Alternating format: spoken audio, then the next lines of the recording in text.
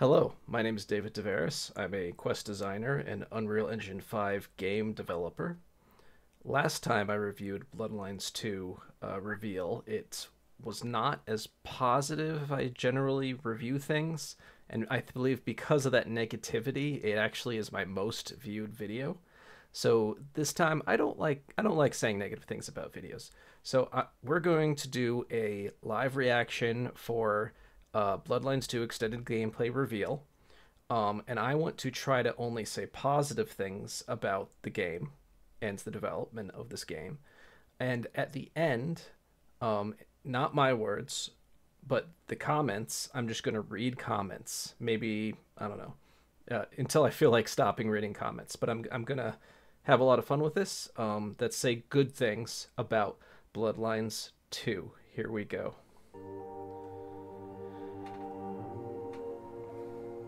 Hello everyone, we're very warning. excited to show you gameplay of Vampire the Masquerade Bloodlines 2 today. I'm Josh, the community manager for the Josh. Chinese room.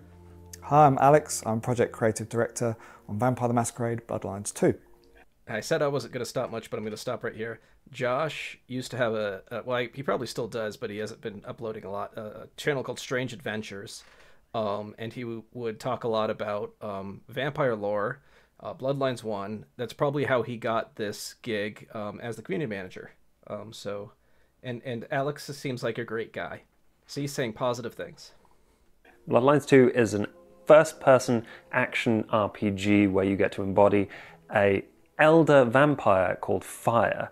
Could you tell us what clan we're going to be playing as today? Yeah, so today we're going to be playing as Bruja. Bruja's a good clan. They have supernatural speed and strength. That is correct. But they're also known to sometimes lose their temper. So when we go through the dialogue trees, we'll be picking the more aggressive and intimidating options. Great. And could you tell us the context for the mission that we're about to see? Yes, so it's one of the early missions where Fire is now established in Seattle. She's made inroads with the court and she's investigating the mark on her hand, which has been holding back her powers. And she's got a tip-off that a vampire called Willem, a Nosferatu, might have the answers. So we're going to show you from where she's tracked him down to his warehouse and is about to confront him. Great. Without further ado, let's take a look. That sounds like an excellent hook. There's a quest, there's a motivation. That's why you're heading down to meet Willem. Fire is the main character. Quest objective in the upper left. I do not like this. Great lighting. All those marked freaks were waiting outside. And yet none appear to have entered. The voice actors. I track Willem to this place and then refrain from attack.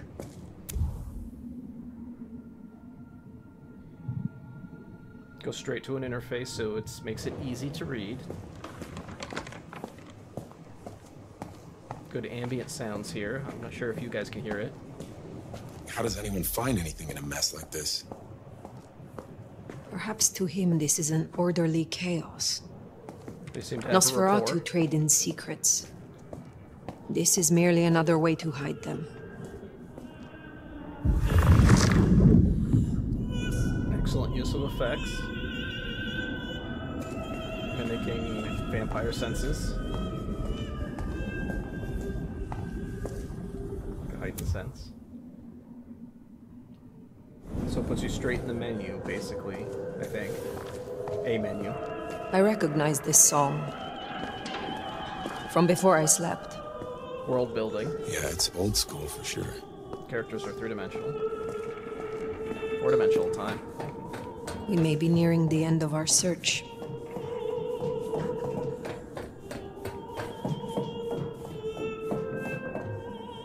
That must be him.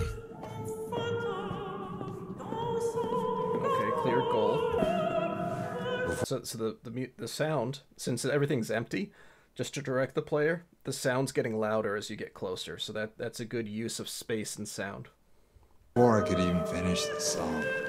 How cruel. Am I interrupting? Oh, that's interesting. I wonder if This is just a question more than a positive comment. I wonder if you waited long enough, if that song could end and he has a different dialogue. That'd be interesting. But it's that it was a good opportunity that they have posed there.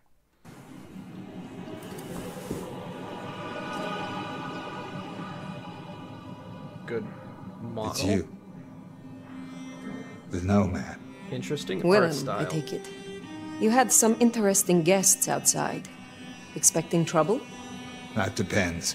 Why are you here?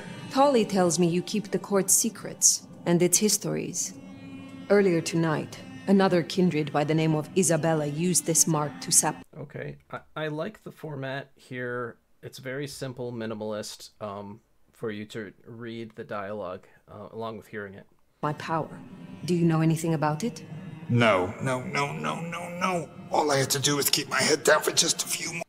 So, William is a lore keeper. You see in the background there's a lot of books. That's very symbolic of his station.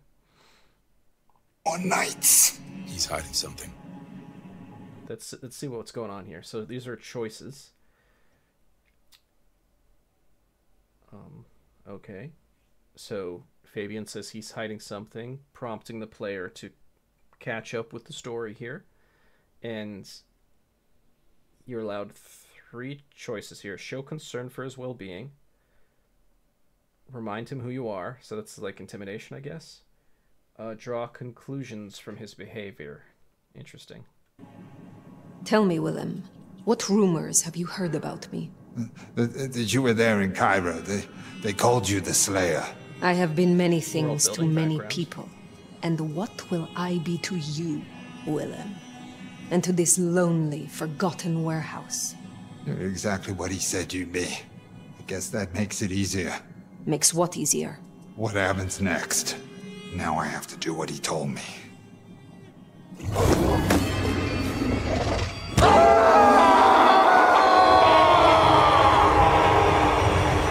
Obviously some sort of custom discipline in use.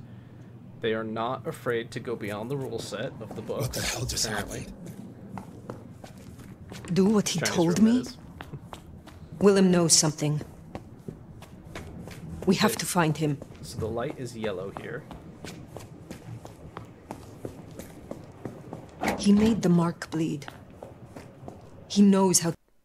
So fire got sent to the beginning of the level after he did that. So that this is some sort of loop that she appears to be forced through. to use it against me. Hobbs can't just teleport people. That's not normal.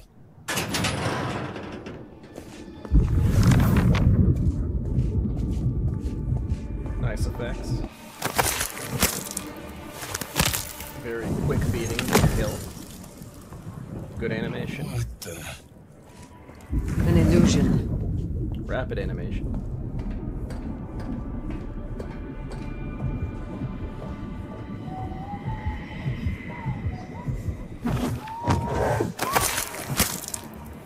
Okay, the telekinesis power looks really good. The effects are complete for the illusions disappearing. Some ambient sounds that will show up with the odds. There's a distraction system apparently, and you can use that with your telekinesis.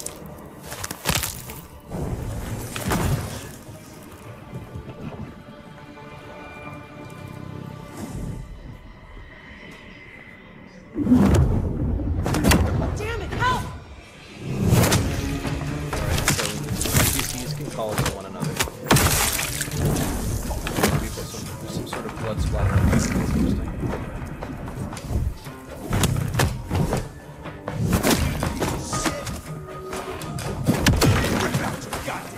Smash effect. I wonder if that's a ability you have too. Alright, really fast hands. Lots of punches. Oh, it's tough. You can take those fast hand things. It's fascinating. And another punch.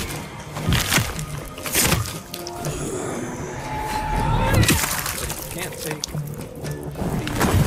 followed by decapitation. There's no illusion also.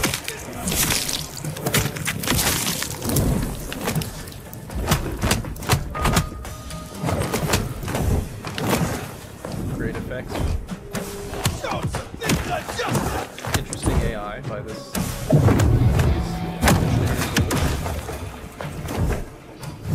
There's some sort of indicator. Red when he's doing something.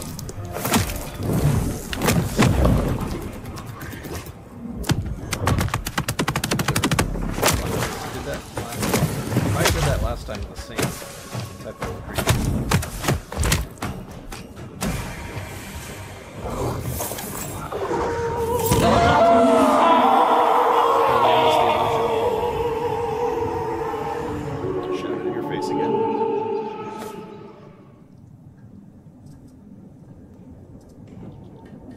How does he keep doing this? Bright light covers up the loading. At least we know he is here. Somewhere. Purple light this time. Going deeper in the inception. It's gonna get stranger. I can already hear the ambient sound there. Creepy mannequins, they're pointing to things. Let's direct here. Cool effects, nice and spooky. Flashing lights. Something drops, but you don't see it. Sounds like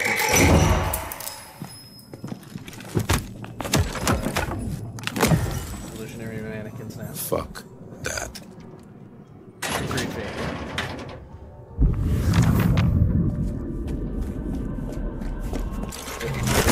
Time now they'll look at mannequins.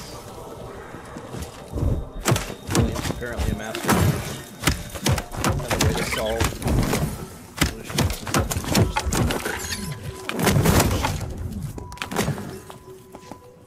I like the pop effects, especially when you get close and you hear that pop.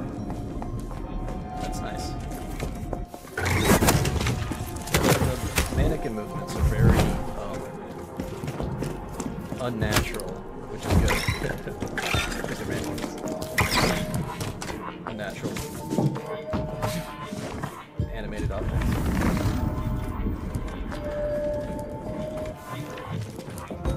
Interesting how the colors change with your senses. Some fog effect there too. Whoa! Hit them all in a row. Nice. Cool power. I'll probably play Bruja my first playthrough. I like this running around punching stuff kind of thing.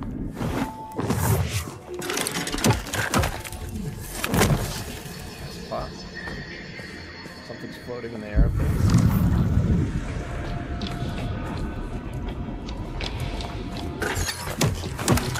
I can't tell. So I guess it helps you see things, I think, the powers, to see where the enemies are. Helps them stand out with one standard color palette.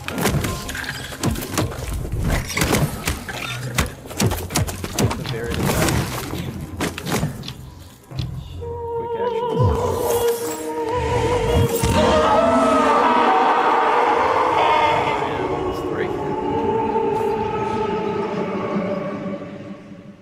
Back to the beginning. This time it's like a magenta. Hey, it's me. Got a situation. Yeah, the nomad of all licks. You're If the she's nomad. not waking up, I made sure. You're the nomad. I did everything you asked me. Just a few That's more cool. nights, right? Watch the books. Like you said.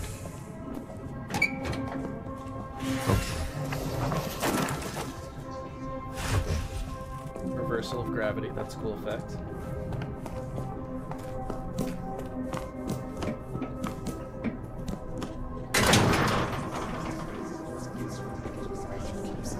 I'll have to try that. Do reverse gravity. Yeah, I still think it was best. Both of you. She's all alone.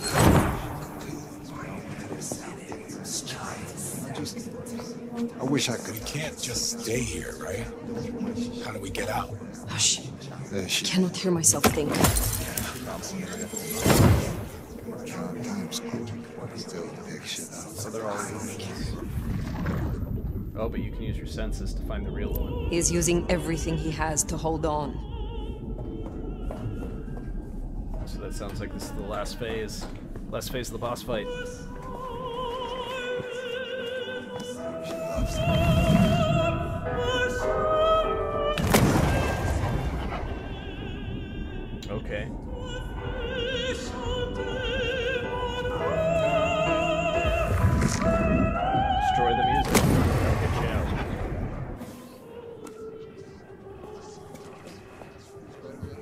telegraphed.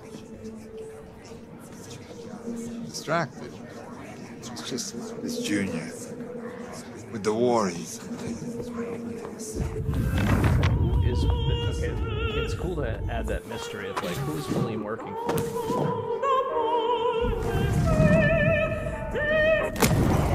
And then, again, the trick with the sounds, you can locate them by listening, figuring out how to get closer. Good use of it. So they trained you in that. That's what it said. I'm Very sorry, it's good gonna be another late. development. Design development choice.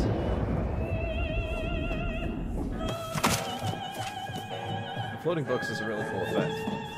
Guessed I'd hear from you. Word is Campbell's out.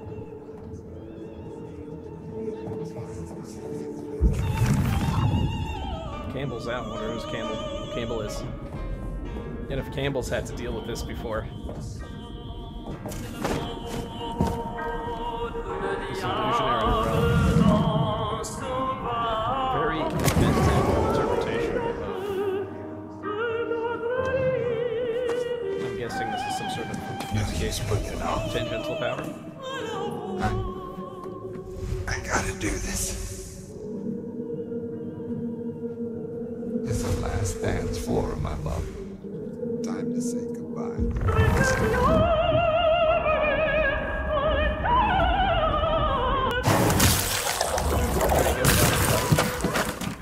Alright.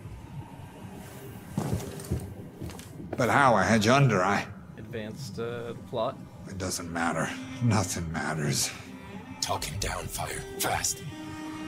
Alright, what options does she have here? Sweet talk him into standing down, intimidate him into disabling the bomb, reveal what you saw in his mind. Oh, I'd probably choose that one. Let's see what they choose. Disarm this bomb. As your elder, I command it. I can't. You gotta understand. Unless you would rather I ripped it from your skeleton and your flesh with it. Please, please, it's not up to me. They said I could see my family again. The memories.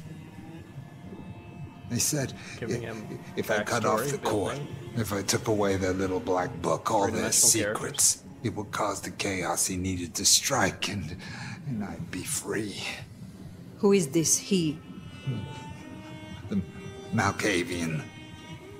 The gardener. The gardener. But now you got the truth. You know what that means, right? I bet you Fire, this Gardner you're losing him. Malkavian's got better illusions. Listen to me, you useless, spineless, molten tumor. This gardener sold you a lie. Your family will not want... Alright, clearly the left is the negative choice, the intimidation choice all the time. I'm wondering if this changes the story by if you go up, left, right. It seems like the clever, insightful choice is right, the intimidation choice is here, and like the compassionate choice is on the top. I wonder if there's like different pathways in the game. That's interesting. to see you. If they even still live. Jeez, Fire. You are not the man they knew. To them, you are a monster. Find some other dream to cling to. But do not destroy yourself for another's game. You don't understand. Fun. Cruelty's fun. They're listening. He was on the call the whole time. Alright, that's interesting because phones, I'm pretty sure are legal in Seattle for Kindred, in most cities. So, I don't know. He said this is trying to cause chaos, so maybe he's working for someone else, a bot or something. That's interesting. Willem. I don't know what to do. Tell me what to do. Interesting plot point. Nope, tell him what to do. Do we get to tell him what to do? Doesn't look like it. I think I just heard the phone buzz.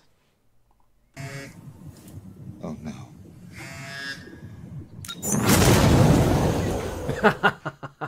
Thank you for watching. We're back. It's funny. And It's comedic. I'm sure you have a lot of questions. That's a so I'm positive. going to do a Q&A with Alex to talk about what you just saw. hope that's the so reaction you were could looking you for. explain the gameplay that we just saw? I mean, it's early enough in the game that there isn't too many spoilers in it, which was definitely good. But it also showed a good variety of the different gameplay.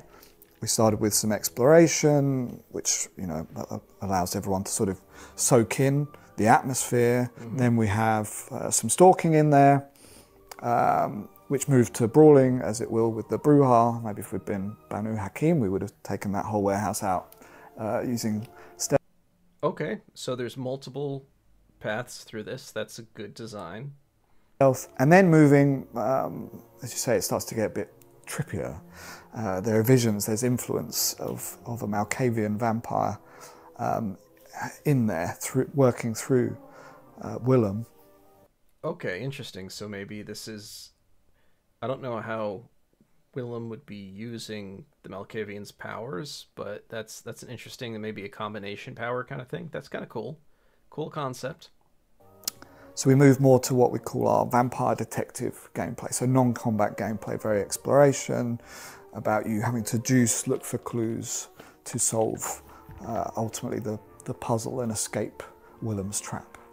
I wonder if that is sort of the part of the core gameplay loop is like maybe you always have the compassionate and always have the aggressive dialogue choices. Maybe the insightful ones you have to unlock via dialogue. And there, it looks like there could have been a fourth, like a down option. Maybe there's another one they're going to add. I don't know. Maybe only 3. We'll see. So zooming out, can you tell us about where our story in Seattle starts? I'm curious about this as well. Yeah, it starts with you wake up in a derelict apartment building covered in blood, having been essentially in vampire hibernation for 100 years. So you wake up with questions. And soon as you move through that warehouse, it becomes apparent you're not alone. Fire has a voice in her head, Fabian. Fabian is another vampire. At this stage, I can't explain why their voice is in Fire's head, but it's very much to do with the markings that are all over her body. When she went into hibernation, she was in the Middle East, and she's woken up 100 years later in America. And does that mean Fire was the one in Karin's sarcophagus? That would be a funny way to connect the two. Originally, of course. Not going to spoil the Bloodlines one, but clearly someone's been messing with her while she's asleep. So she's got questions and she's quite annoyed. That sort of is our initial drive, is trying to figure out what happened to her and how to undo it and how to get this voice out of my head, because Fire enjoys her solitary time. She does not want to share her head with another vampire. We've had to translate a tabletop pen and paper game into action, and a big part of what a vampire is a bloodsucker. So we really wanted to focus on feeding. Could you tell us about how feeding works in combat specifically? Sure. I mean, there's 2 kinds of feeding across the game in general. There's combat feeding and social feeding. I think we'll talk about social. It's funny. I know this is all scripted, but the way they delivered that, it's almost like he heard the question for the first time, which is a positive, I'm saying, because he is... I'm not talking about the game anymore, but because it feels like a natural conversation. Feeding on a later video. But yes, combat feeding you're using within a combat encounter like this for 2 reasons. One, it's the main way to get health, so if you're getting beaten up, too many strikes against you, then you probably need to retreat and go and feed on someone weaker in the encounter. Okay, so that reminds me of like a Doom Eternal thing where it's just like non-stop action. In the first Bloodlines, feeding took a bit of time. In this one, it's just a quick, you bite, you get right back to the action, your health's back up. So that's like a non-stop action kind of design philosophy here. But also to power your abilities. Feeding is essentially a reward for stalking or brawling successfully. You get an enemy to low health, there's a window where you can feed on them. So try not to hit them again or they'll die. And if you can embrace that, you'll get one of the blood pips for each of your abilities. So these are little pips below each abilities. Will fill. You can fill all of the pips for an ability. Okay, I wasn't following that during the... Yeah, I guess there are. Okay, so you get a little pip for an ability. Now, did he say that because there's 2 for this, but only 1 for this? Is it different blood types? Let's go back here. So try not to hit them again or they'll die. And if you can embrace that, So they have to be you'll alive to get feed. one of the blood pips feed for on the each dead. of your abilities. So these are little pips below each abilities will fill. If you can fill all of the pips for an ability, then you can use it and rinse repeat, because that will then allow you to do more Wonder if you can feeds, choose which which one allow it you to feeds. charge them again. And if played really I'll try to well, watch. the abilities synergize together and allow you to do chains. And the Brew Heart is designed around that sort of staying in the fight, chaining Unending fight to fight to combat. fight, and keeping combat in flow. And the brawling as well is something that we Roast the wanted to Doom Eternal feel character, gotcha. very visceral, very fast-paced. How have we achieved that? Yeah, well, and a key word is immersive. So the control scheme is quite intuitive. I really love that pulling the triggers is feed, because that's like two fangs sinking them in. But yeah, the basic sort of actions that Fire has, she can punch, she can do a heavy strike, which allows her to knock people back, which is very useful for the Brew Heart. They can use it to sort of juggle enemies. If they're overwhelmed, they can go back and get enemies away from them. The defensive move she has is dashing, which you'll have seen there's one point in the gameplay where if you dash towards an enemy as they strike and you time it right, it counters it. But then Fire also has telekinesis, which isn't usual for a vampire to have. But there's a Bold story decision. behind that, and specifically why Let's see if Fire it pays out for them. as an elder has it. But yes, when stalking, use telekinesis to pick up a bottle, distract an enemy, but you can use it to literally pull the enemies towards you. So you can use heavy strikes to push away, and telekinesis to pull towards you, giving you a lot of control over the enemies and how you're encountering them. So that Bruges very much wants to control the sort of dance of combat. So the Alright, so here's a guess at telekinesis. Now, it's not quite the way it works at tabletop, but the Thin Bloods can have a telekinesis kind of like power. I'm wondering if, like, the thing on her hand and Fabian, if he's a Thin Blood, he does sound like he's not ancient, like he might be a newer kindred. So I'm wondering if he somehow is using the blood alchemy through fire, and thus giving fire one of the common abilities of blood alchemy, and that's like a telekinetic kind of ability, which was similar to the old Bloodlines 2 model, the Hardsuit Labs one. mannequins we'll see.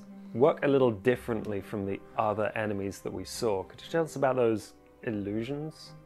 Sure, I mean, everything that we saw really is an illusion from when Willem first screamed at the player. But the initial enemies do fight more like typical Creative enemies. The only license. thing that's different about them is the fact that they shatter to sort of glass when they're killed.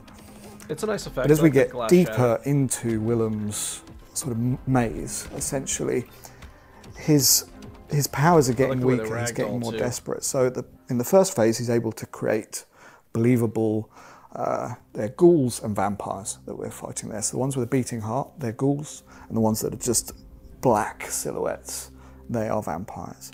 Interesting. Okay. Whereas when we move to the distinction. mannequins, he isn't able to create illusions of such quality, and he's also getting desperate. And what better to fight a vampire with than you an wanted enemy him that down. has no blood? So the mannequins are made of solid wood.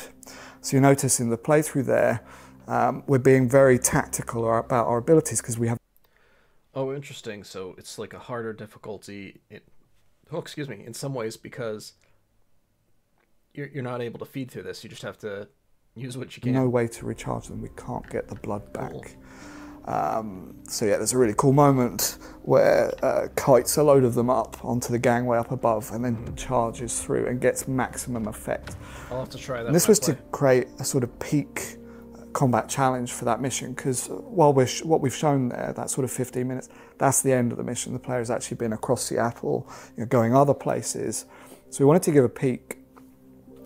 And the actual Willem encounter itself, which is after, is more cerebral. So we wanted to peak the combat so then you could shift to this more cerebral sort of puzzle boss encounter with Willem It was trying fun. to It reminded me how in defeat Bloodlines 1 his there was illusions. the So yeah, some of they're a very unique enemy in mind the game. They only twisting occur LKB there in the encounters. game, and they have that unique mechanic of they cannot be fed on, which makes really changes up the pace of how you play. So the 3 abilities that we saw include the kind of active ones and then the rewards for the feeding. How do they all play into each other and the combat, and how do you use them? Yeah, so for that video we've equipped 2 of the Bruja abilities. There are more abilities. Okay. More abilities. I'm wondering if the 4 spots means that each clan that you get to be has 4 attacks. Maybe the character can unlock, because one's like a blink, you move really fast, and the other's like punching really fast. So I'm wondering if those are both celerity actions, and if there's like 2 potence actions or something like that, or like a presence action. That'd be cool. I don't know. But we just wanted to show off those 2. And then we have the passive, which you get when you select the clan. So each clan has their own feed passive. So every I might, when I play for my first playthrough, if there's an option to like go celerity, maybe if this is the celerity way and there's a potence way, I might actually go the potence way. But this does look really, really cool. And I eventually want both. That'd be awesome. Oops, I did not mean to click there. And the actual Willem encounter itself, which is after, is more cerebral. So we wanted to peak the combat so then you could shift to this more cerebral. We've equipped 2 of the Bruja abilities. There are more abilities, but we just wanted to show off those 2. And then we have the passive, which you get when you select the clan. So each clan has their own feed passive. So every single time they feed, they get some benefit that reflects their clan's playstyle. So the Bruja, we call it sort of a berserk mode. They get flushed with sort of aggression, their arms. So I would actually use this strategy in the first Bloodlines game. Is I would play when I would play a Bruja or a Gangrel. Both of them had a chance to frenzy, more likely to frenzy. So I would actually make a build around frenzy, making sure that my physicals were really high, either getting myself into a celerity state or a protean state, and then intentionally like have a low humanity, lower my blood pool, just use all my powers at once, and when in the frenzy state you would attack pretty fast. The AI was actually pretty good for your character comparatively to the other characters, and your stats would be boosted. I would just tear through things. I loved killing a final boss in a frenzy state as a Bruja or a Gangrel. I'm not sure there was really a good strategy to be anything other than a Bruja or a Gangrel to do that with, but that was something that I've never seen another player do, but it is a build that was viable, and I loved being a low humanity Bruja or Gangrel and do a frenzy playthrough. Literally glow. Their strikes do more damage and more knockback and things like that. So you'll notice points where, even though we feed on people, maybe you'll see the feed flash up on another person, but we've already committed to the strike, and we're doing more damage, so we kill them. So feeding actually is another sort of skillful reward. It's another part of the dance that's very important. As a Bruja, I suppose there's a role-playing element. Props to the system designer and the passionate person who came maybe up have a bit of a temper, and that's why we picked the intimidating options here. So I was wondering what kind of role-play opportunities that gives us in the dialogues. Dialogues are... Yeah, so picking intimidating options, the result very much depends on who you're talking to. I mean, there are certain characters, say like Lou, who will, meet fire with fire. Right? They will equally become as angry. That can be a good way to find out what they're hiding, right? Provoke them and get them to talk. There are others who could clam up. Tolly would probably laugh at you and dismiss it and sort of see through the bravado. Okay, so that reminds me a lot of Deus Ex. They had a the first of the new Deus Exes. I forget what that one's called, but they had a system where you would try to gain their temperament and see if whether you want to intimidate them, flatter them, shame them. I forget what the other ones were, but to get convince them to do something, you had to gauge their personality type with your cybernetics. In this case, Maybe it's just context clues. I'm wondering if they're going to do something like that, like the Deus Ex. If you're figuring out if it's someone that will, maybe there's an optimum playthrough, and you can do your intimidation, compassion or cleverness. There wasn't really like a strip manipulation, was there? Maybe that's what the bottom would be for. Let's see. But ultimately, it will affect your relationships with them over the long term. They'll get a feel for you. And also the relationship with Fabian. So Fabian is a vampire who is in our head for mysterious reasons. They're with us for the whole ride. And they are meeting, judging you and Fire based on what you're choosing. So if you're very aggressive all of the time, that's who you are to them. And that's the nearest thing we have in the game to like a true, single judgment of who you were as a player is Fabian. Whereas other characters, you might behave differently to each other, put on different masks, because it is the Masquerade. Different masks of how you talk and interact with each of them. Vampires rarely show their true selves, so it's totally viable for the player if they wish to hide their true selves. Just like to learn more. The supernatural heightened senses give us clues to solve this puzzle that only a vampire can solve. What sort of puzzles can we expect? Puzzles are very heightened senses is based on sort of auspex in the pen and paper. But we like the idea that Far, almost as an elder, can access it whenever she likes. Bold. So we can use heightened senses to show you things that others. Fair. It's auspex is in past editions a common discipline, so they could just say that whichever fire you choose had auspex, and then 2 other clan disciplines that your clan has. Couldn't see, almost technically legit, like sort of CSI, blacklight or whatever. Clues to hear things, in focus in the mission. She could hear the music from greater distance when in heightened senses than she could otherwise. And in the maze at the end, it dulled out the fake noise, all of the Willems chattering to each other. They all got dulled out. And in the real noise, which was the music in the real world. But you called it fake noise, but I believe that they were indicating that all the chattering, the different Willems were his thoughts and ideas that were actually hidden truths in his own minds that he was projecting into your mind as an illusion, which is kind of a fun idea. A fun idea that if you're trying to mess with someone's mind, that means they can see within your mind too. I think that's what they meant. She could hear, so it can help you in a situation like that actually see and hear reality.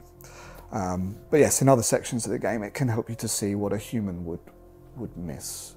Right, follow someone's trail, get Power evidence fantasy of what's goes beyond happened combat. There. And there are, there's quite a few awesome, interesting especially puzzles that we've done across the games using heightened senses. I love heightened senses. And I think this mission is a great example of a slightly more unusual version of our art direction. The lighting, the music, the style overall. There's books floating around. I think the we music punched is one at good. one point. It's nice and ambient. What kind of feeling do there's we a lot want of surround to kind of pump into that atmosphere? Ambient sounds that were very thematic. Yeah, I mean, at this section of the game, we sort of call it the Monster of the Week section of the game. We want the mission. Okay, I like that term. I use it for the games I develop as well. I like to have the Monster of the Week. I get that idea from like there's like X-Files, Supernatural. There's other syndicated TV shows where there's there's something that you're going after, and that's basically what's happening here. Willem and his illusions.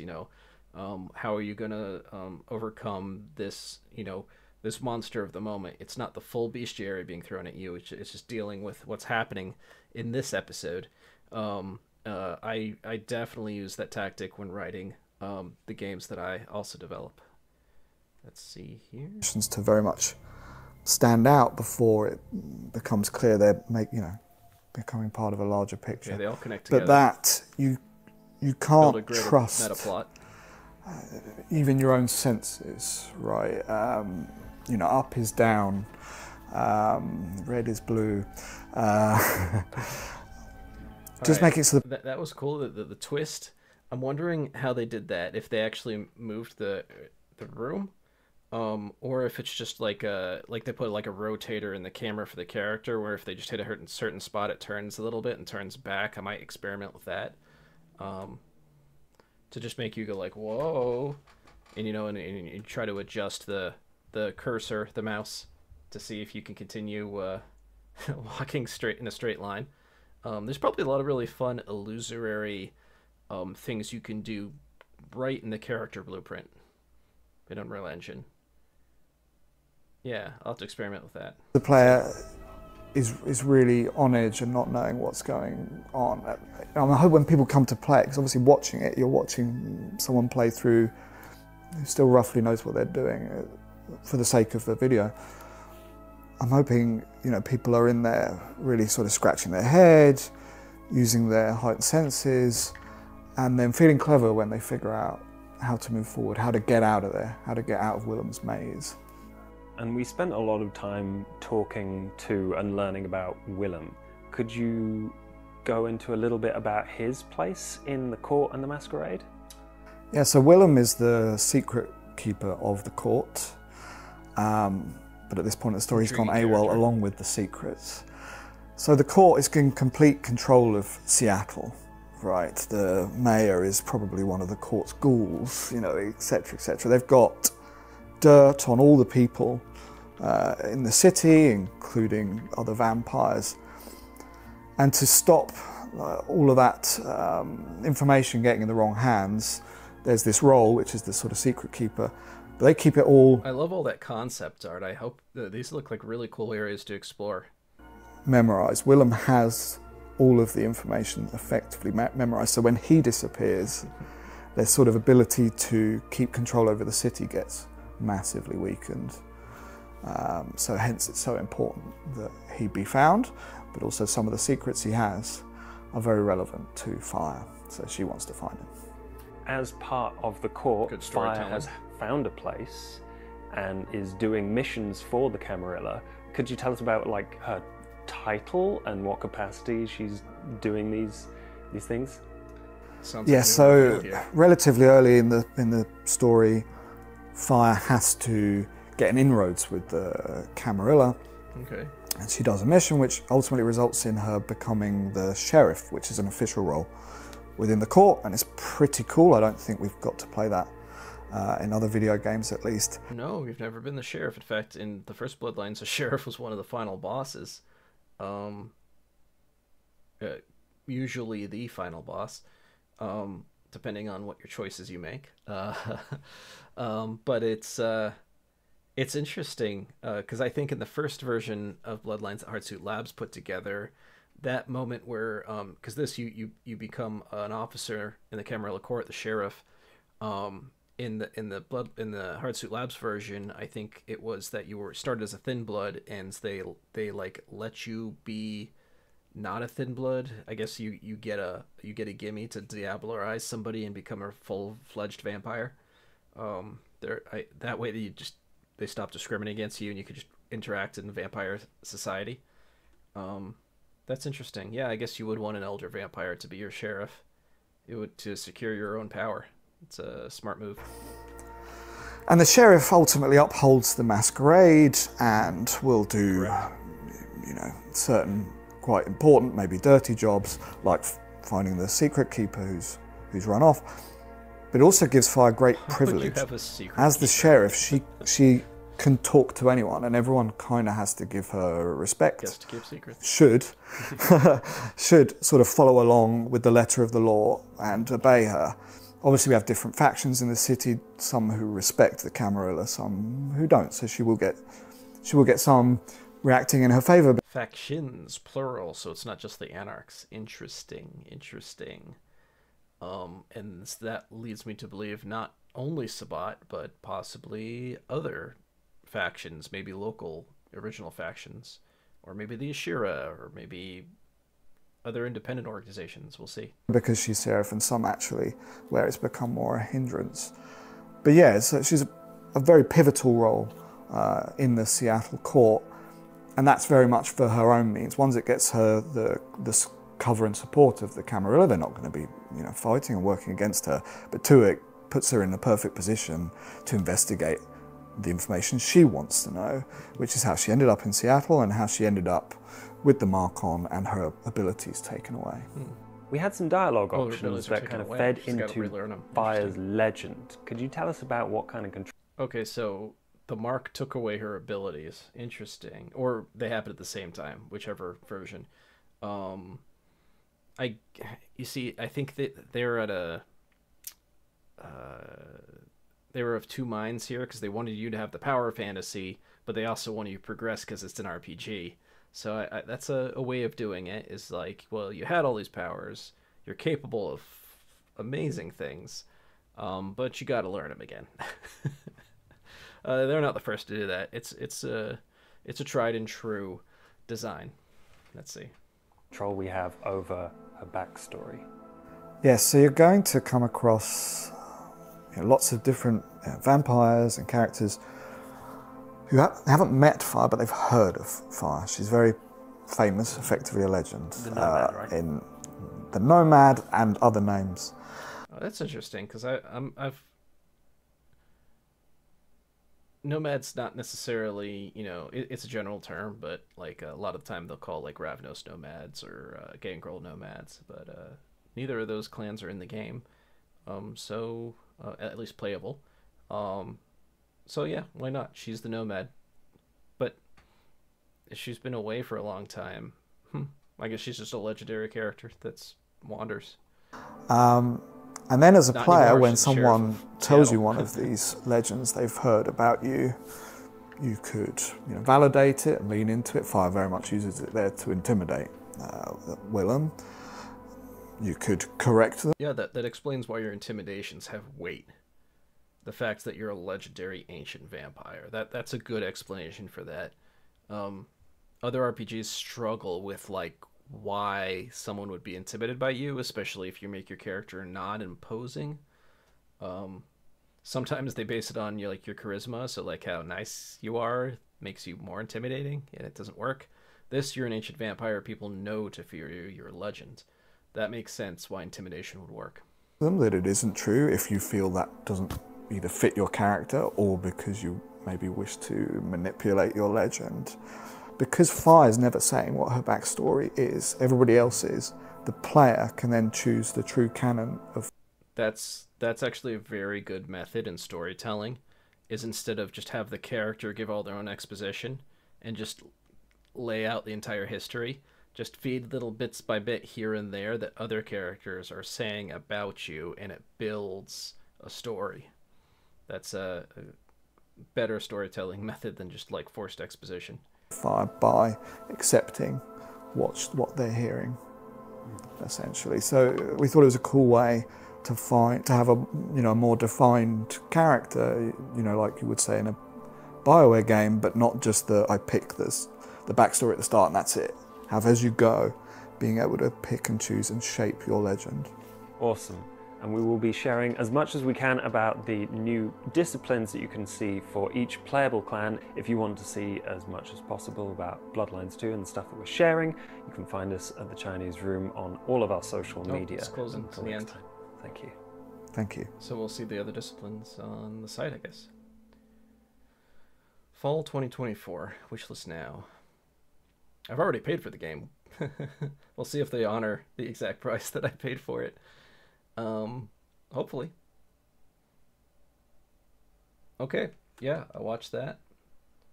Now let's do part 2.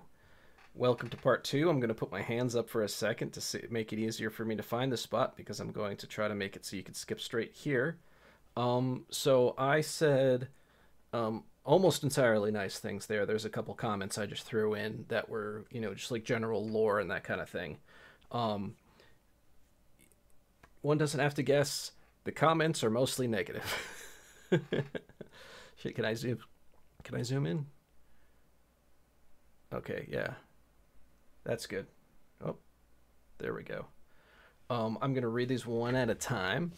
Now, this isn't to discourage anyone, nor cast shade or at the Chinese Room or anyone else who's supporting this game.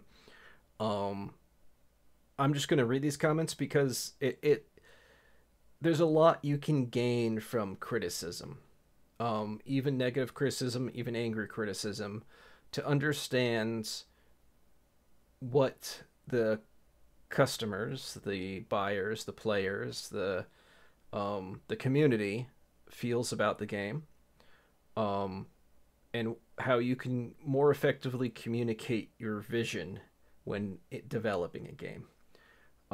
Other than direct like threats or just like very crude statements, almost every negative review has some valuable insight in it.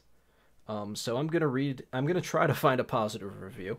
I took a look earlier and I didn't see any, uh, but we'll try.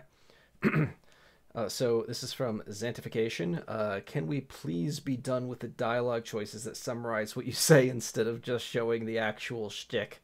Remind him who you are somehow becomes tell me what the rumors you have heard of me. So this is something that goes back to like Fallout 4 did this, and there's other games. So it just says like befriend, threaten, joke, and then you say something that the player might not. The idea is you're taking away agency a little bit there. If they say something that you didn't expect, it's like they went an entirely different direction. If you say joke, you think you're going to be friendly, but then you're like, I wonder how, hey, this is really funny, and you start shooting him or something. It's like, that's not what I meant. So I can understand why you would want to see what words you're going to actually be saying and what you mean by those choices. But I do believe that they are going for like the intimidate, befriend, like the compassion, insightful thing. So maybe you'll get a feel for it a bit more. Are you guys this is from Jeremans. Are you sure you don't want to let us change our character's name? Okay. No, that's fair. Not everyone likes the main character. Like, one of my favorite games ever was The Witcher 3. And the whole Witcher series, you're playing primarily as Geralt. His name's Geralt. In the third one, you get to play a little bit of Ciri. Her name's Ciri. There are games where you play a static character, and there's games where you get to make your own character. In the first Bloodlines, you can create your own character. You can type in their own name, and they would just refer to you as you. Like you're the fledgling. You're you're a vampire. They won't say your name over and over. Everyone knows Fire. But both those are design choices. Chameleonard 95. Having Fabian as a constant voice in your head is a really poor choice. The first game. Oh wait, here's read more. The first game used silence to great effect and let the player draw their own conclusions about the worlds around them.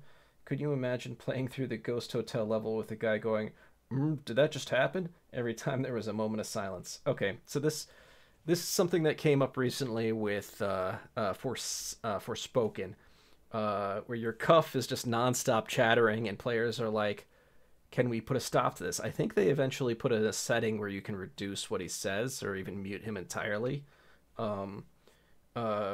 because most of the time it had nothing to do with the actual story. It was just off the cuff comments, and I could see this. This is an example of like hearing the players. Maybe it's a good option to put in for if the thing Fabian's saying isn't, if it's not critical to the player understanding the story, maybe have it so that it could be flagged. So there's a setting to reduce Fabian's chatter. That's an option. Did I provide solutions for these other things? I don't think you could do anything about the name. That's just a pure design choice. This one, maybe there is an option where you can have like a more crowded screen with a full version of what you're saying. It's not like Fire's sentences are very long. So, okay, next one. Lavender Wyvern. Painfully obviously, this game has no goths working on it. That's a humorous one. But I'm pretty sure that there's at least one goth on the team. I'm sure. I think Josh himself counts as a goth. I think both those guys on today were a goth actually. I get the feeling these devs have never even played the original Bloodlines. Josh has. Now he's not like a designer or coder. He's a community manager, but yeah, I'm sure they have. But I get what you mean in the fact that this so far seems like a completely divergent story, but we haven't seen enough to make that judgment yet, right? We're just seeing the cool stuff they want to show off. The new things, right? They're trying to separate themselves. It's interesting that because you don't want to just remake the same game, because then you just remake the same game, might as well be a remaster. But if you have interest in furthering a field, you want to set yourself aside. But when you actually have a sequel to something, you kind of have to do both at the same time, which is a very difficult thing to a dance to to dance. Whoever thought you needed a voice in your head quipping nonstop deserves to be fired, says Israfil the Trumpeter. Huh. But that's another voice in your head thing. That's like this the one about Fabian. Yeah. Same issue. Jesus, the mechanics of this voice protagonist never shutting the fuck up is so annoying. Like, bro, I don't even need two characters constantly making comments about everything on screen while I'm trying to play the game. Dead, says Kid Crawley. Yep, another one. So maybe we'll throw that option in there is what all I'm saying, is so that you can reduce Fabian maybe. Like Forspoken did. But words remain, says, strange how there's this Fabian character in our head constantly talking to us. They end up filling the quiet moments with incessant banter, which in turn stops the player from enjoying the atmosphere. And atmosphere was the strongest point of the original game. Now, the other person mentioned this too, the silence. Sometimes silence can be intentional. It can be worth 1,000 words. Sometimes not everything has to be endless quips. So, but those are design choices. It's if you design a game, which honestly, I'm designing a game that's modeled after Bloodlines. So if you want to have a game that's more like that, there's not constant quips in my game. There's silence in it as well. So, I understand what you're saying. I feel you. I do want to make a spiritual successor to Bloodlines. I don't want the title. Apparently, these Chinese Room does want the title, and I will do my best to enjoy this version. I think I will. I will enjoy it. The idea you're stuck in with one single character and their story makes me feel like this is a spin-off game, not the main one. Vampire the Masquerade Bloodlines was amazing because you were what you chose to be, and you didn't have to be told everything that was happening around you. You were shown and drew your what? Are there more? Show don't tell. It just does an ellipses here. There's not more. Okay, says Bellamort. But that's kind of what I was saying though, right? Like I wonder if there's a reason this is called Bloodlines 2, rather than just a Vampire the Masquerade game, something else. They could have easily called this Masquerade, Vampire the Masquerade Fire. Maybe that's what this should have been called. That might be fair, but if they tie this into Bloodlines, then maybe it's a worthy successor. We'll see. What easy? Some letters. We don't need Fabian to tell us what's happening. We can see the screen. Jesus. Fire insults Nosferatu. Fabian. Jeez, that was very mean. Nosferatu becomes argumentative. Fabian. Fire. You're not convincing him. Nosferatu holds out his phone, showing he's currently on a call. Fabian. He was on a call this whole time. Not far off from what Fabian was saying there. And then Fire has to respond every time as well, which is an interesting choice. Oops. Oh, I minimized it. Wow, I had no idea, Fabian.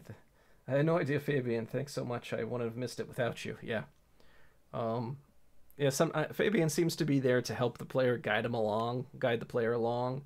But players don't always need that level of guidance. I understand how that can just feel annoying, and you don't want to.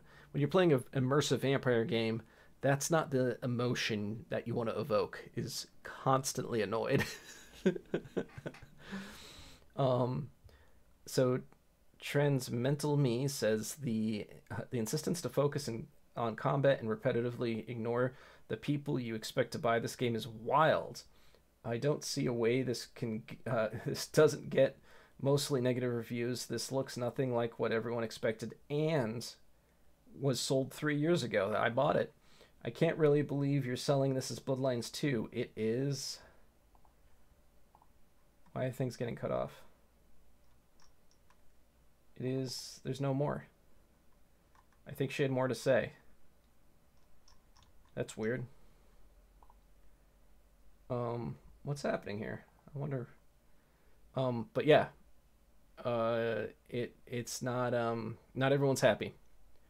And I get that. There's a lot of combat in this game. I think it's because they put a lot of effort into combat. The original Bloodlines game, combat was sufficient. It wasn't anything mind-blowing. Like that wasn't the core focus of the game, but it seems like they're putting a lot of focus in Bloodlines 2 into combat. This cool system with the power-ups and using your vision to know where you can feed and doing combos and having different methods of combat, well, like stealth or straight brawling. Black Dahlia 42 says Johnny Silvervamp's voice constantly interrupting every moment of silence has to be the least of the worst decisions of this game, and is still absolutely insufferable. I also have to add, why is it the only time I've heard a dev mention the actual Masquerade? It was mentioned in a context of literal social masks among vampires. Do these devs literally have no knowledge of the tabletop at all? I'm not sure what he means by that, honestly. Of literal masks. No. It was quite clear that he wasn't a literal mask. He was talking, metaphorical mask, that you're hiding the fact that you're a vampire. I mean, that seemed pretty clear to me. But yeah, the whole Johnny Silvervamp thing, I don't know what's going on here. That's everyone wants a narrative voice chirping in your ear. It must be just the biggest craze among narrative designers. They always want to be sitting on your shoulder and just like talk to you about the game. Like this is what these characters feel like. Like I love Johnny Silverhand. A lot of these characters, these anchor voices that are following you around and guiding you. They're not all bad. I can see the use of, like, it's kind of like having a telephone. Like, rather than just having them call you and just like this, it's got to give a reason to other, something supernatural or cool or powerful, like Johnny Silverhand's in your head in Cyberpunk 2077, because he's a program that's just in your, in a chip.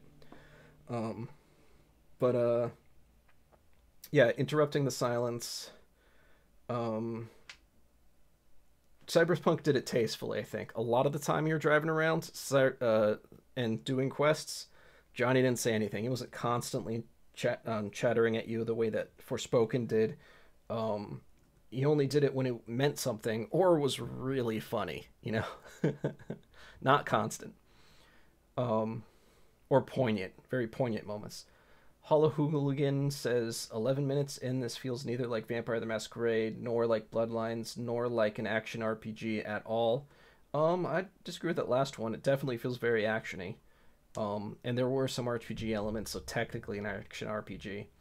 But I do agree with this first that it doesn't feel much like Bloodlines, at least. And it's skins like Vampire the Masquerade. Bloodhunt had that same problem where it looks like Vampire the Masquerade. You're not really doing it. But that's fine. A video game can have its own mechanics to get its own vision. There's nothing wrong with that necessarily. My game that's going to be a spiritual successor is not using Vampire the Masquerade rules. It is using a very similar background and world, but it's my original IP.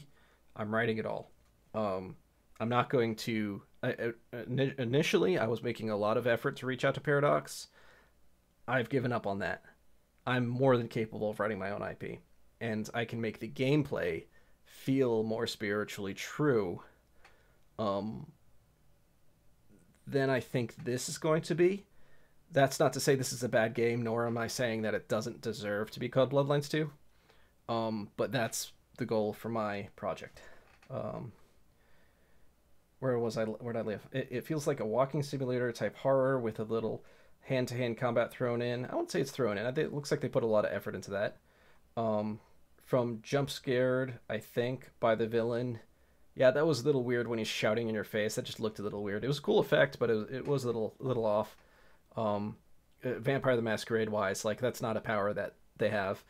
But original thing, you can always make up. I mean, that's the beautiful thing about storytelling, right? Any RPG, you can just make stuff up. By the villain and then being put back to the beginning of the area to the probably intended to be creepy moving mannequins. Yeah, I wonder if there's an explanation of why you go to the beginning of the area. Maybe it's all in your head, but then why does it look like the area that you're in, but specifically the beginning of that area? That's hard to parse. It seems like that was just the intended level. Just like, just roll with it. I'm gonna roll with it. It seems like fun to me. There were things in the first Bloodlines where it was like, yeah, that's not a vampire power, but it just happened. Not as much that we've seen already, though, in this one. Creepy moving mannequins, it's randomly spooking around floating books, unexplained sound and voiceover without any rhyme or reason, unless William is talking really loudly. He might be. Also, though, it's just tiny details, but why are the ghouls' illusions falling in sparkles and then floating triangles when dispersed? It was, it's a cool effect. It's supposed to be thematic. It's creative license. Like, I understand what he's saying. Everything he's saying here is just, this isn't Vampire the Masquerade rules. Doesn't feel like Bloodlines. Yeah. I think that's fair. But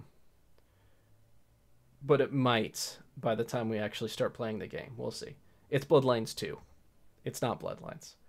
Sometimes the second game in a series is something original, and that's what it seems like we're getting here. Originality isn't bad. It's just a little confusing when it uses the same name. It is precedented. What a shame. Hardsuit's version was half-baked, but it looked like a true Bloodlines sequel at its core.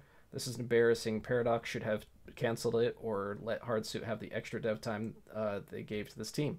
I applied to Hardsuit Labs in 2018, the same year that they canceled the game. I think I was actually rejected the week before the news came out that it wasn't happening, that they weren't continuing the game. And I think the reason I got rejected from that job interview is because I was talking about how much I wanted to get on the Bloodlines team.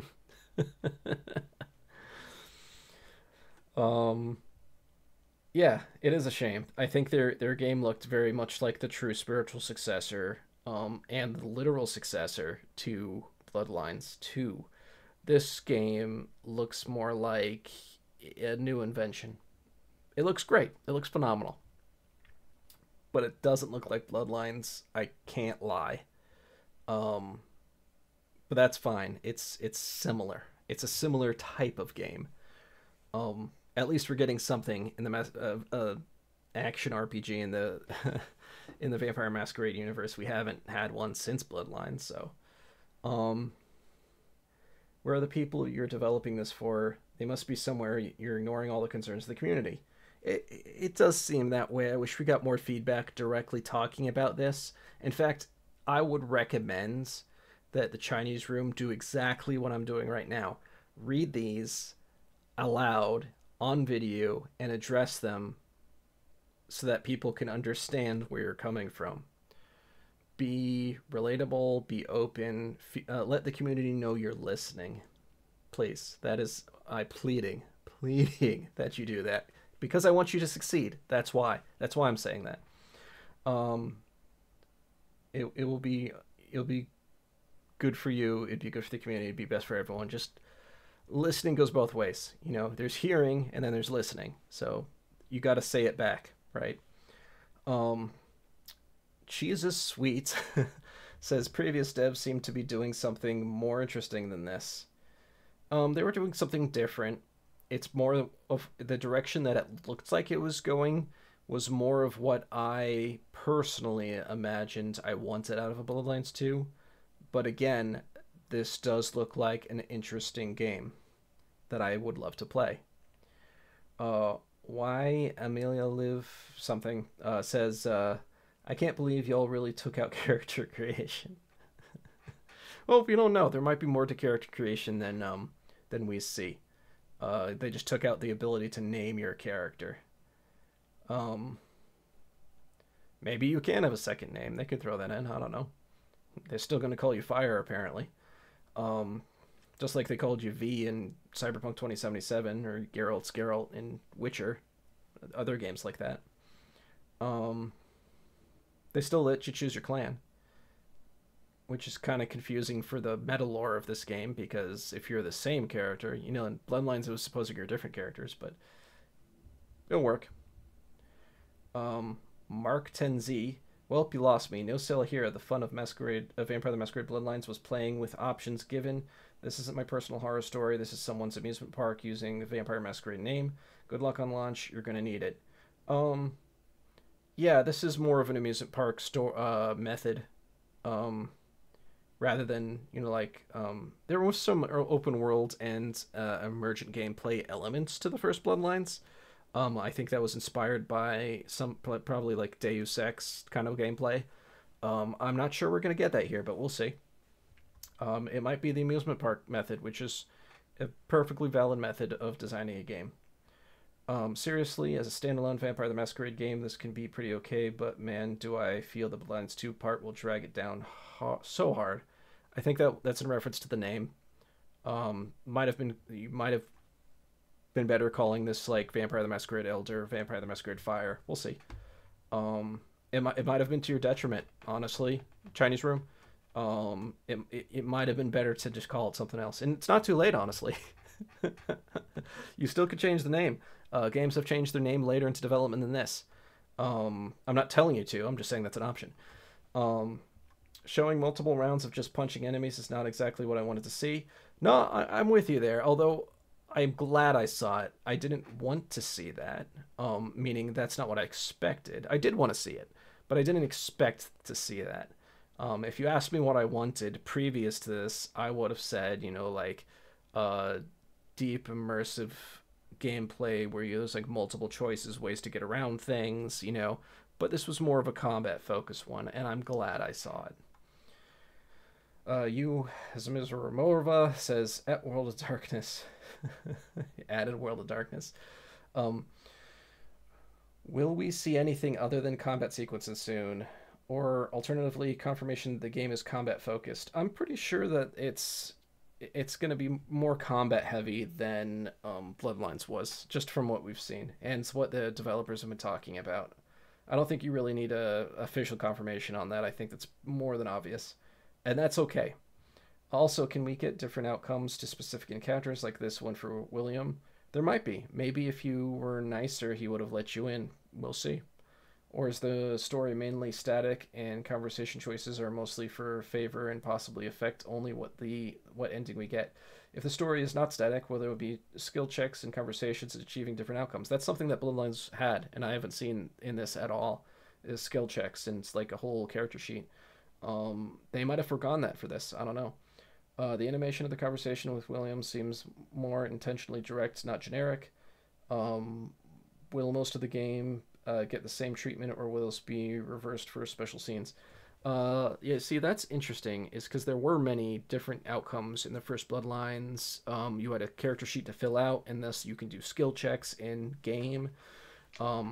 My game that I'm developing isn't going to fully have a full skill sheet, but there are powers you can use that will definitely let you act like checks, similar to Bloodlines 1, in the worlds that I'm designing, my IP. But it's that's a good concern, honestly. Man, I'm so glad we fired the only team that knew what they were doing. Transmental Me, I know what you're saying. They were developing something that's more true to Bloodlines, but clearly this studio knows what they're doing. They've developed games before, and this is a game. This will be a fun game. You might even enjoy this game, but I like your wit. You are humorous and funny, and I love it. Grand Goblin.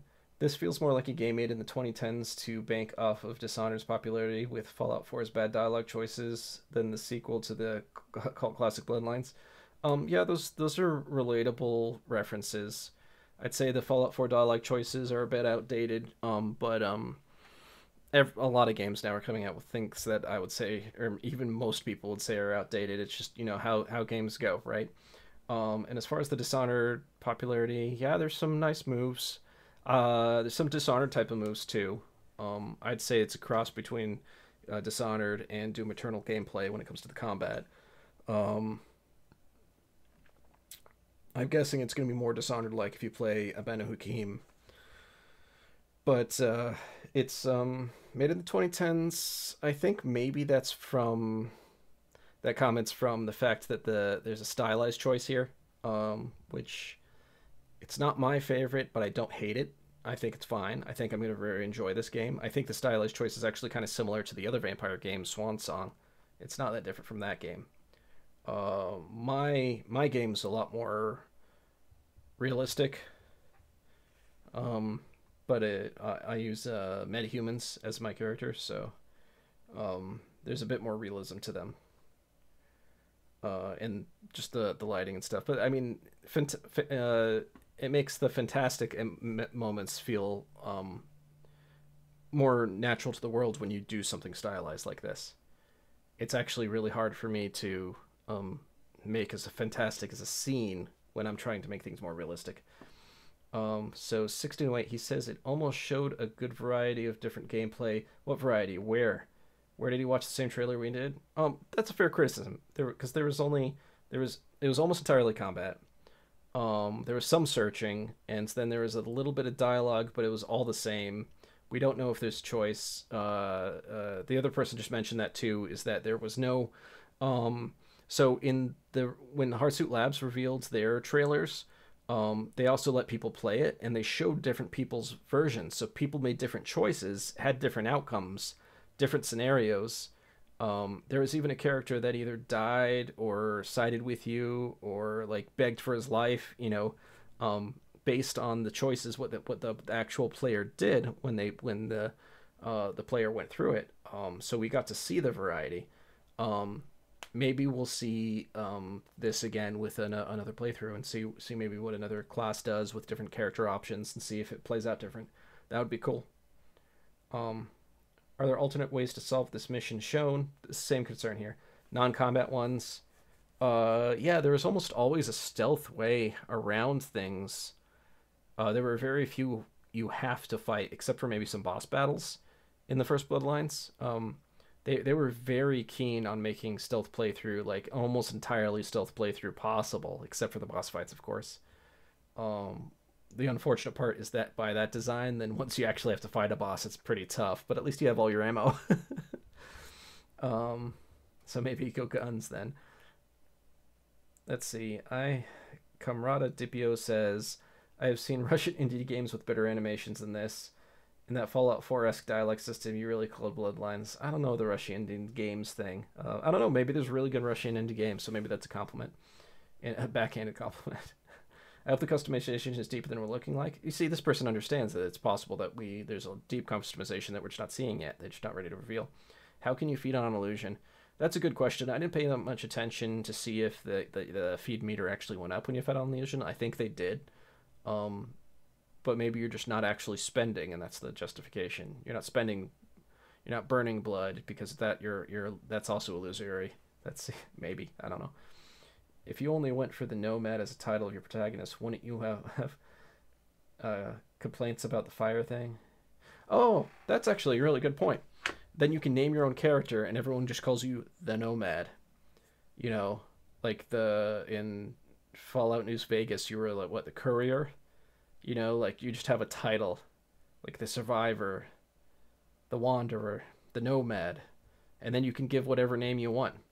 That's actually quite brilliant, and yeah, that's not too late to make that change. if that's something the team at Chinese Room wants to hear out. Head full of eyeballs. In fact, before I get into head full of eyeballs here, that's what I do with my games. I'm not naming your characters. You get to name your character. And if they've got to refer to you, there'll be a word like the Nomad in this example that they could just use, maybe when there's a little bit more AI in games, we can make it actually say your name, whatever you type out, but I'm not doing that, so. Head full of eyeballs. I hope the guy talking in our ear is just for that mission. I've seen like 5 minutes of this game and I'm already wishing he and Pyre would shut up for once so I can take in the environment. All right, fair criticism, and something that devs have been being told for years now. So it's interesting how why some devs aren't listening to that. Either that or they just love doing this to their players. Yeah, give your players a moment. But I don't know. Some people say they like it. I guess maybe one person has to. At MT Flimmy Flam.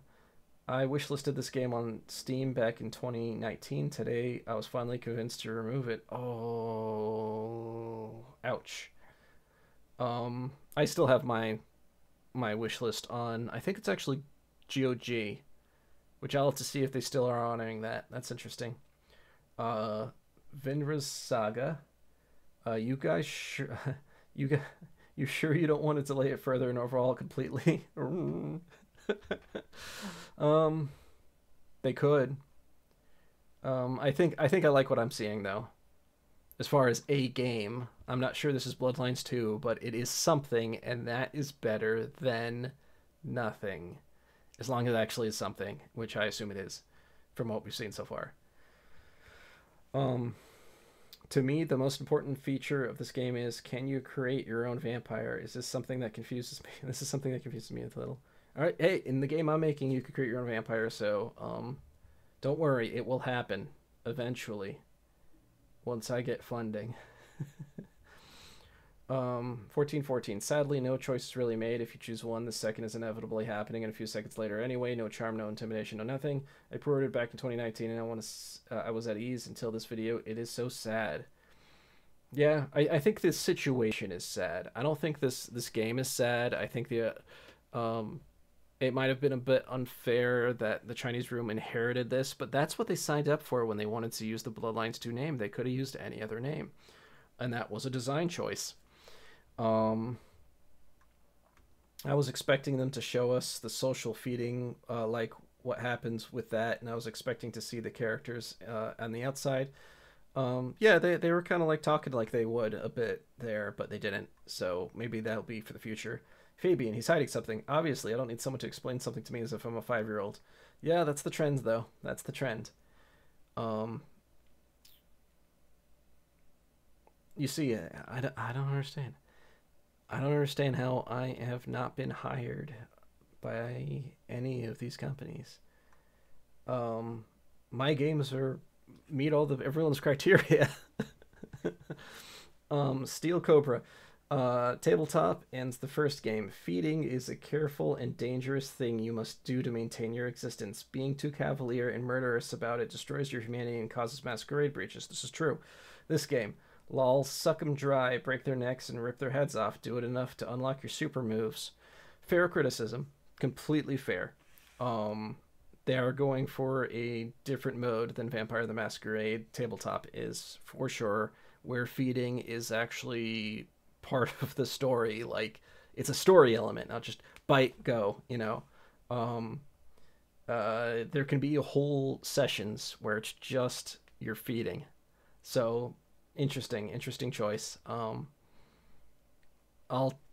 file that away in here and make sure that my game goes in the opposite direction, and it'll be gameplay distinct, not just legally distinct, but gameplay distinct from whatever we get from the Chinese Room here, which I will absolutely enjoy because you gotta like a variety of game types.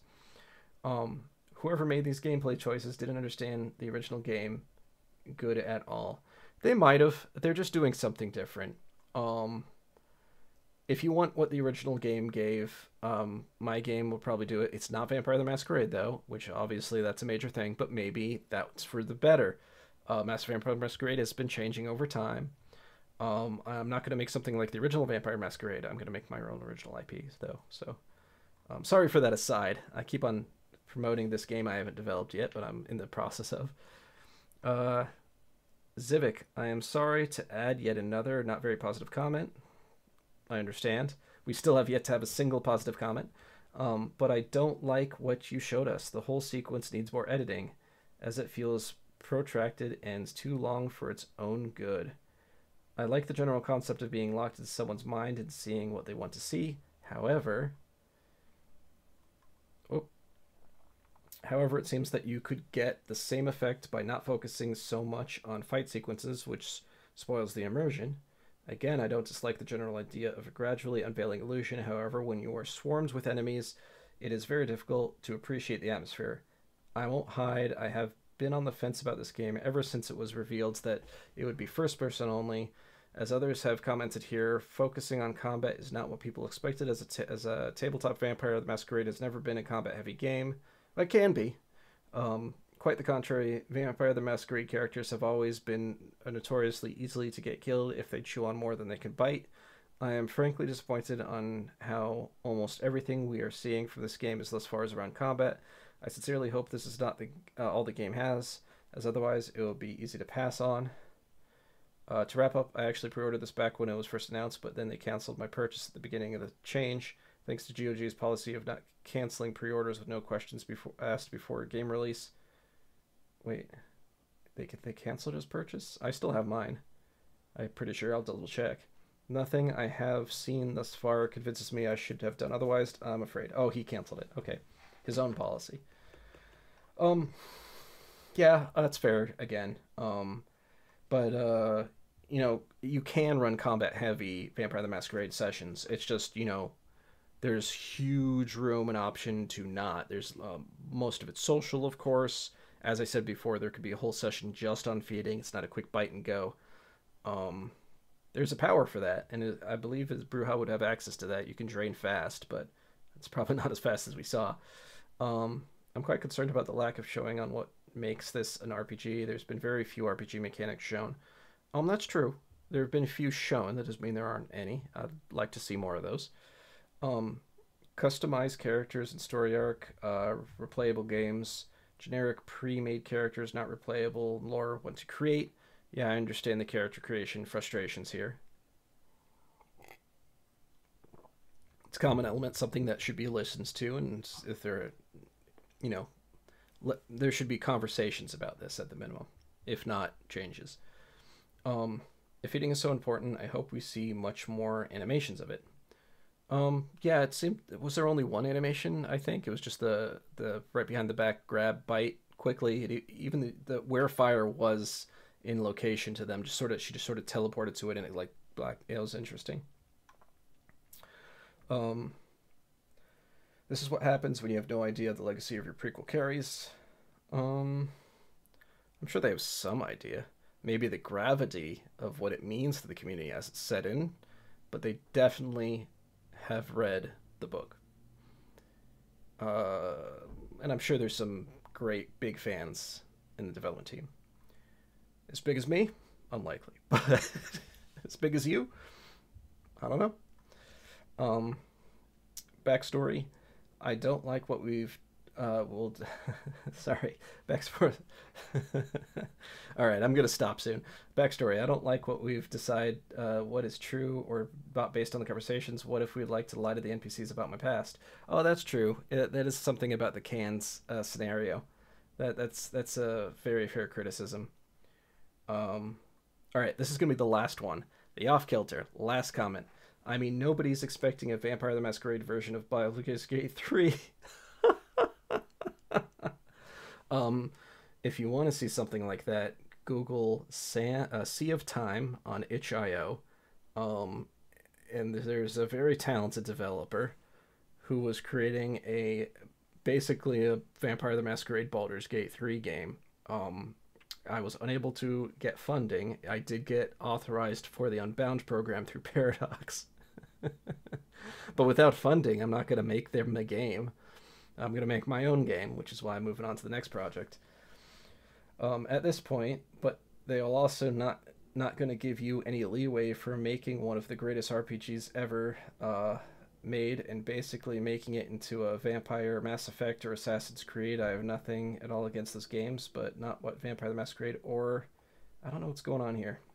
The ellipses won't let me click on more after that. But yeah, what he said here, the Mass Effect thing, that's like the dialogue choice thing, Assassin's Creed, the jumping around assassinating. Yeah, so please, the Chinese Room, listen to these people. They care. They're not your enemies. These are your customers, your greatest allies, your supporters. Please listen, understand what they are saying. I support them.